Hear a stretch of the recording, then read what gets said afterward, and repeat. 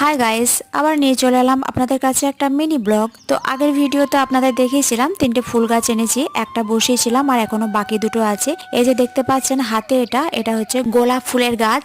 আমাদের বাড়িতে জানেন একটা গোলাপ ফুলের গাছ ছিল, তো কারণবশত গোলাপ ফুলের গাছটা কেটে দিতে হয়। আর জানেন সারা বছরই গোলাপ দিত, গাছ ভর্তি গোলাপ ধরে থাকতো, এত ভালো লাগতো।